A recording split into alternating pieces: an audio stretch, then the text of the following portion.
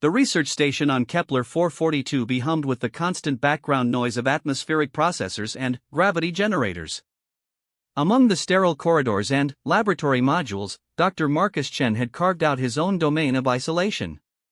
For 3 years, he had maintained the xenobiology lab with methodical precision, cataloging specimens, analyzing alien flora, and filing reports that few bothered to read. His colleagues knew him as competent but distant, a man who preferred the company of his microscopes to the messy complications of human interaction. Marcus had built his life around the principle of self-sufficiency.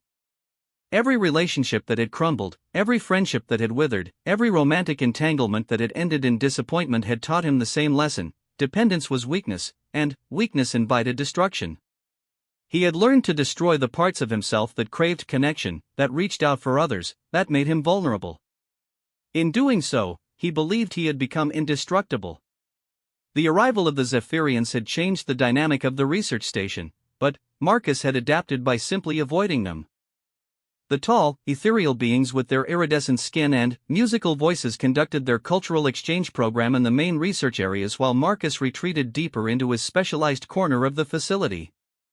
He observed them from a distance, noting their graceful movements and obvious intelligence, but maintained his careful boundaries. They were subjects for potential study, nothing more. That morning, as Marcus reviewed genetic sequencing data from a particularly fascinating example of convergent evolution in local plant life, he became aware of a presence in his laboratory. He looked up from his workstation to find one of the Zephyrians standing near his specimen storage units, her large opalescent eyes examining his carefully organized collection with obvious curiosity. "This area is restricted to authorized personnel only," Marcus said, his voice carrying the practiced coldness that had served him well in maintaining his isolation. The Zephyrian turned toward him, and he noticed the unique pattern of silver markings that traced delicate lines across her pale blue skin. Her expression, insofar as he could read alien facial expressions, seemed more curious than apologetic. "I am Dr. Lyria Valdesh," she said, her accent giving a melodic quality to the standard Earth language she spoke. "I have been assigned to observe human research methodologies as part of the cultural exchange protocol. Your work with local biological specimens has been noted as particularly thorough." Marcus felt the familiar surge of irritation that came when his carefully constructed boundaries were challenged. "I work alone.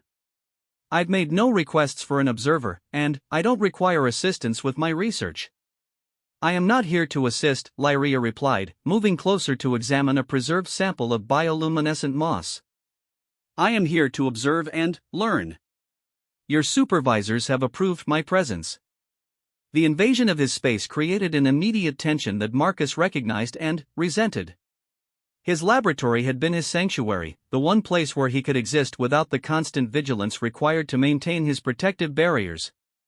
Now that sanctuary had been compromised, and, worse, it had been done without his consent or consultation. "Then, observe from a distance and don't interfere with my work," Marcus said, turning back to his data screens with deliberate dismissal. But Lyria didn't maintain distance.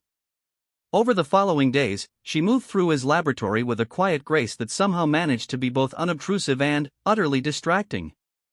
She asked no questions, offered no commentary, and made no attempts at conversation beyond the minimal politeness required when their paths crossed.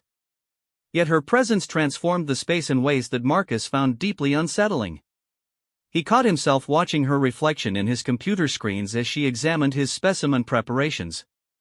He noticed how she moved with an economy of motion that spoke of physical confidence, how her attention lingered on details that revealed a scientific-minded work, how she seemed to understand the organization of his systems without needing explanation. Most disturbing of all, he found himself wondering what she thought of his work, what insights her obviously keen intelligence might offer. These thoughts represented exactly the kind of weakness Marcus had spent years eliminating. The desire for approval, for connection, for the validation that came from shared intellectual pursuits, these were the vulnerabilities that had led to disappointment and pain in the past. He had destroyed these aspects of his personality through careful cultivation of indifference, and he would not allow them to resurface now. The crisis came at the end of the first week, when Marcus discovered that one of his most important specimen cultures had become contaminated. Hours of meticulous work had been ruined, and, with it, data that would be nearly impossible to replicate. As he stared at the cloudy growth medium that should have contained pristine samples of extremophile bacteria, Marcus felt the familiar rage that came with any disruption of his carefully controlled environment. "The contamination occurred during yesterday's examination cycle," Lyria said quietly from behind him. Marcus spun around, his anger finding a convenient target. "Are you suggesting that your presence here caused this contamination?" "I am suggesting that the sterilization protocols you follow may not be adequate for preventing cross-contamination when multiple individuals are accessing the same workspace," Lyria replied with maddening calm. The implication stung because it was probably accurate. Marcus had designed his laboratory procedures for a single researcher, and the introduction of another person, even one as careful as Lyria appeared to be, had introduced variables he hadn't accounted for. But admitting this would mean acknowledging that his systems were flawed, that his methods were incomplete, that he needed to adapt and change. "My protocols have been perfectly adequate for 3 years of successful research," Marcus said, his voice tight with controlled fury. "Until now," Lyria observed. The simple statement contained no judgment, no criticism, just an acknowledgement of facts. Yet it struck Marcus like a physical blow because it highlighted exactly what he had been trying to avoid, the recognition that his isolation, while protective, had also made him rigid and vulnerable in ways he hadn't anticipated.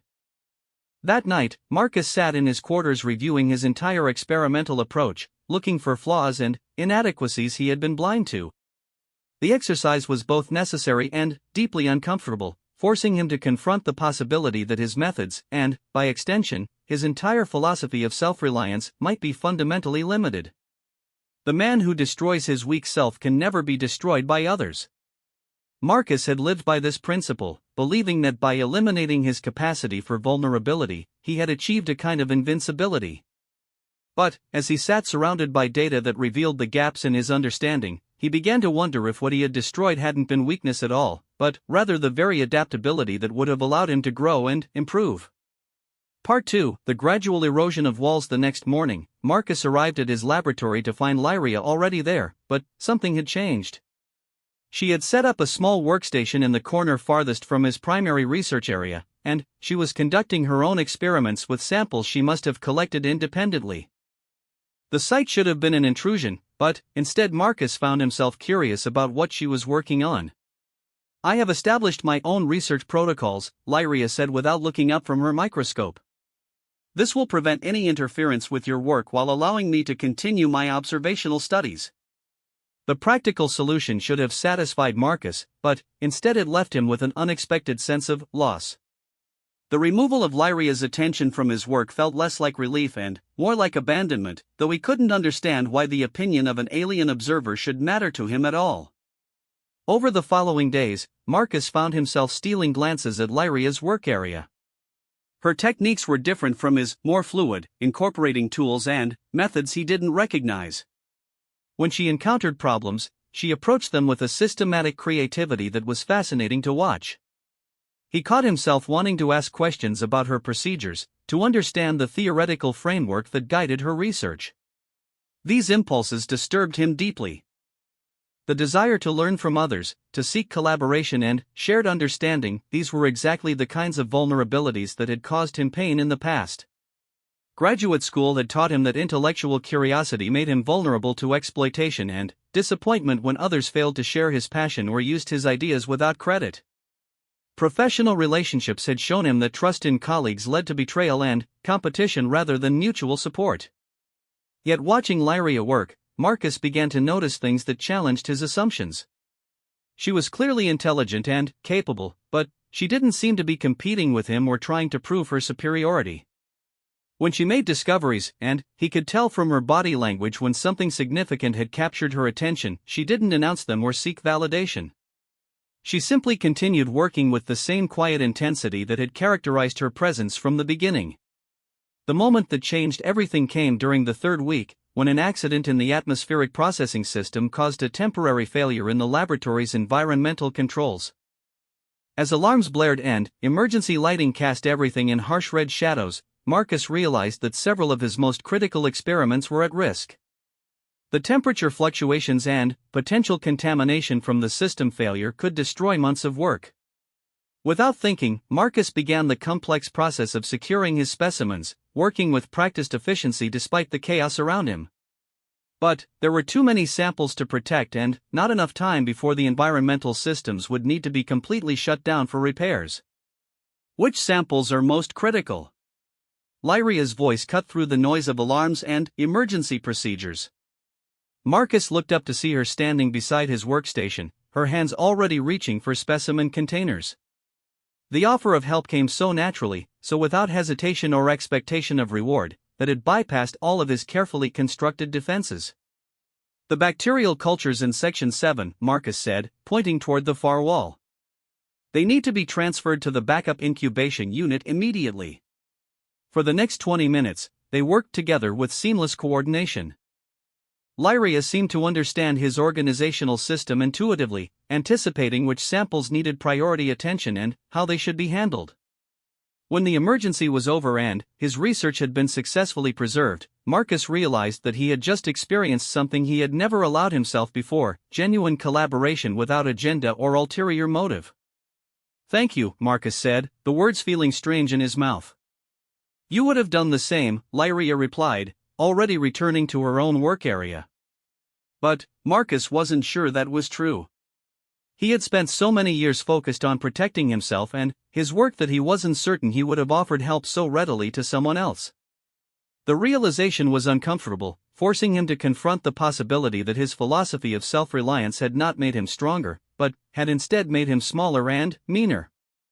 That evening, as Marcus reviewed the day's events, he found himself thinking about the ease with which Lyria had offered assistance.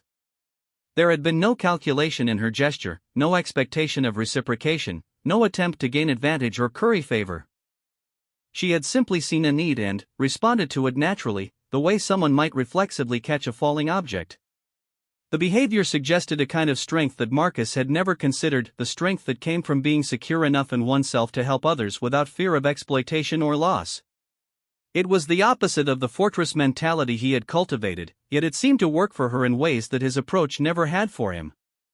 Over the following days, Marcus began to pay closer attention to Lyria's interactions with other members of the research station. She was friendly without being effusive, helpful without being intrusive, confident without being arrogant. She seemed to navigate social situations with the same natural grace that characterized her physical movements, neither seeking approval nor avoiding connection. Most intriguingly, she appeared to be genuinely interested in the work and perspectives of others without losing her own sense of identity or purpose. When the station's archaeologist shared discoveries about pre-contact Zephyrian civilization, Lyria listened with obvious engagement while offering insights that enriched the discussion. When the engineers discussed improvements to the atmospheric processing systems, she asked thoughtful questions that demonstrated both curiosity and respect for their expertise. Marcus began to wonder if what he had always interpreted as weakness, the desire to connect with others, to share ideas and experiences, might actually be a different kind of strength. Perhaps the vulnerability he had worked so hard to eliminate wasn't a flaw to be destroyed, but a capacity that allowed for growth and learning in ways that isolation never could. The thought was terrifying because it suggested that everything he had built his adult life around might be fundamentally wrong. If connection rather than isolation was the path to genuine strength, then all of his careful defenses had not protected him but had instead prevented him from becoming the person he was capable of being. Late one evening, as Marcus worked alone in the laboratory, he became aware that Lyria was still at her workstation despite the late hour. She was bent over her microscope, completely absorbed in whatever she was observing. Something in her posture suggested excitement, the kind of focused intensity that came with a significant discovery. Almost without conscious thought, Marcus found himself walking over to her work area. "Find something interesting?" he asked, surprised by his own initiative in starting a conversation. Lyria looked up, her eyes bright with enthusiasm. "I believe I have identified a previously unknown form of symbiotic relationship between the local fungi and the root systems of the dominant plant species.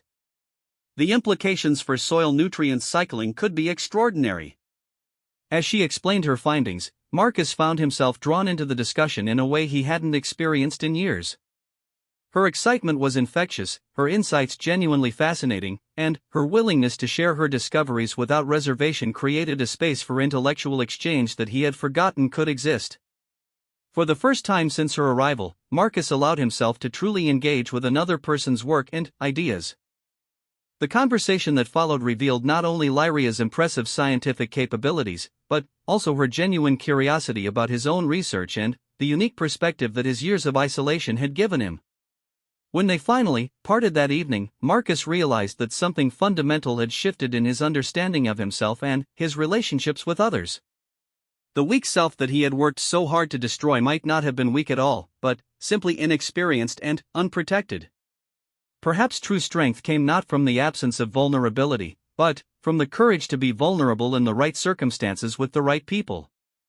Part 3: The choice of trust. The transformation didn't happen overnight. Marcus found himself caught between his old patterns of isolation and a growing recognition that his approach to life had been fundamentally flawed. Some days, when Lyria asked questions about his work or offered insights into her own research, he responded with enthusiasm and openness. Other days, when the fear of vulnerability became overwhelming, he retreated behind walls of professional distance and cold politeness. Lyria seemed to understand this internal struggle without judgment. She never pushed when he withdrew, never took his occasional coldness personally, never seemed to interpret his inconsistency as rejection or hostility. Her steady presence and unwavering respect for his boundaries created a safe space for him to experiment with connection at his own pace. The breakthrough came during their 4th week of working together, when Marcus made an error in his experimental design that invalidated nearly 2 weeks of data collection. The mistake was the kind that every researcher dreaded: obvious in retrospect, embarrassing in its simplicity, and devastating in its consequences. As Marcus stared at his ruined data, he felt the familiar surge of self-directed rage that had driven him to such perfectionist isolation in the first place. The control group parameters were incorrectly calibrated, Lyria observed quietly. Marcus spun around, expecting to see the judgment and superiority that he had come to associate with professional criticism. Instead, he found Lyria looking at his data with genuine concern and what appeared to be sympathy. "Yes," Marcus said, his voice tight with controlled fury at himself. "A stupid mistake that any first-year graduate student would have caught. An easy mistake to make when working alone," Lyria replied. "I have found that isolation, while protecting against many forms of interference, can also make one blind to obvious errors. A second perspective often catches what a focused mind might miss." The observation was offered without criticism or condescension, simply as a statement of fact based on experience. But it struck Marcus with the force of revelation because it articulated something he had never consciously acknowledged: his isolation had not only failed to protect him from mistakes, it had actually made him more prone to certain kinds of errors. "I've always believed that depending on others was a sign of weakness," Marcus said, the admission feeling like stepping off a cliff. "And I have always believed that refusing to accept help when it is offered is a form of arrogance," Lyria replied. "Perhaps we are both partially correct and partially wrong." Over the following days, as Marcus redesigned his experiment with input from Lyria, he began to understand the difference between dependence and collaboration. Dependence implied a weakness, an inability to function independently. But collaboration involved two capable individuals choosing to combine their strengths for mutual benefit. Lyria's contributions to his work didn't diminish his capabilities, they enhanced them. Her different perspective and alternative approaches didn't threaten his expertise, they expanded it. Most importantly, her willingness to share her knowledge and insights didn't create an obligation or debt that made him vulnerable to exploitation. The shift in their relationship was gradual but profound. They began to coordinate their research schedules, sharing equipment and resources in ways that benefited both their projects. They discussed their findings over meals, their conversations ranging from technical details to broader theoretical implications. Marcus found himself looking forward to these exchanges, anticipating Lyria's unique insights and enjoying the intellectual stimulation of genuine collaboration. More surprisingly, he began to share aspects of his past that he had never discussed with anyone. The isolation he had imposed on himself, the disappointments that had shaped his defensive strategies, the fear that had driven him to reject connection, all of this emerged gradually in their conversations, met with understanding rather than judgment. "You speak of destroying your weak self as though it were a necessary survival strategy," Lyria observed one evening as they worked late in the laboratory. But perhaps what you destroyed was not weakness, but simply inexperience. The capacity to trust, to hope, to remain open to others, these are not flaws to be eliminated, but skills to be developed. Those capacities led to disappointment and betrayal, Marcus replied. Because you had not yet learned to distinguish between those worthy of trust and those who were not. The solution was never to trust no one, but to develop better judgment about whom to trust. The insight reframed everything Marcus had believed about his past experiences. Instead of seeing his early disappointments as evidence that connection was inherently dangerous, he began to understand them as part of a learning process that he had abandoned rather than completed. The moment when everything changed came unexpectedly, during a routine maintenance cycle when most of the research station's inhabitants were attending a cultural presentation in the main amphitheater. Marcus and Lyria had remained in the laboratory, absorbed in a particularly complex analysis that required their full attention. As they worked together, hunched over shared data displays and collaborating on real-time interpretation of results, Marcus became aware of a profound sense of contentment that he hadn't experienced in years. The work itself was engaging, but, more than that, the act of sharing intellectual discovery with someone who understood and appreciated the significance of what they were uncovering created a kind of joy he had forgotten existed.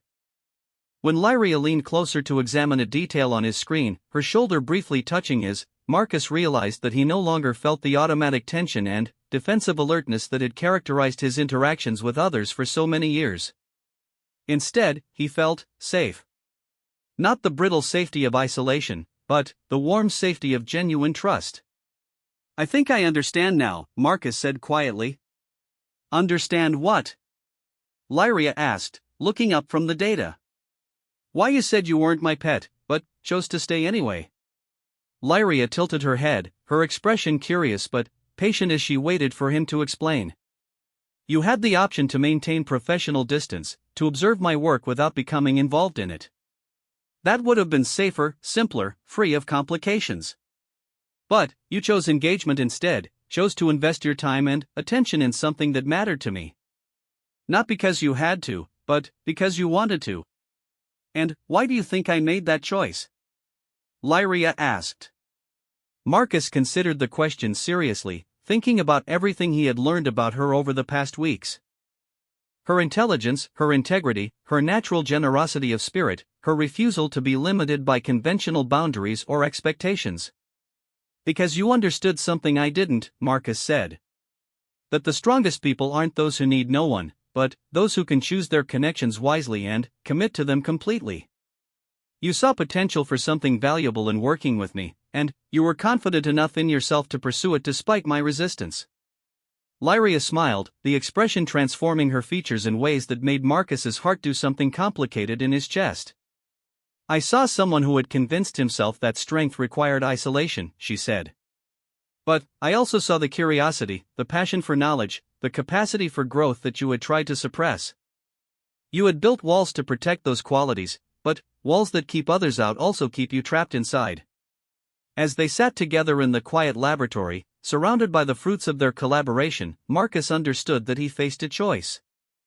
He could retreat back to his familiar fortress of isolation, protecting himself from the possibility of disappointment but also denying himself the potential for growth and connection.